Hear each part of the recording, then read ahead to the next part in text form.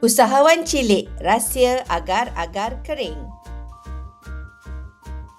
Adam mengajak rakan-rakannya datang ke rumah. Ibunya menghidangkan juadah agar-agar kering kepada mereka. Manisan warisan ini sangat sinonim dengan hidangan istimewa semasa musim perayaan. Juadah klasik ini sangat terkenal di negeri pantai timur seperti Kelantan dan Terengganu.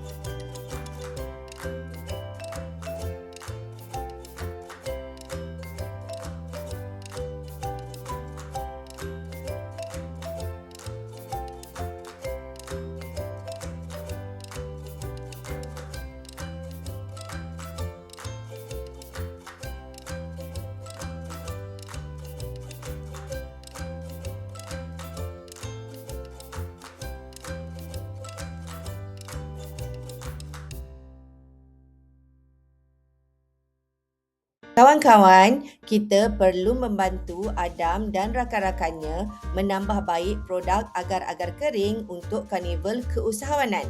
Produk ini telah dikeringkan tetapi masih boleh menjadi lemau jika tidak disimpan dengan betul. Jadi, kita perlu gabungkan kaedah pengeringan dengan pembungkusan yang sesuai. Misi anda, cadangkan cara agar-agar kering tahan lebih lama. Pilih pembungkusan yang sesuai dan menarik.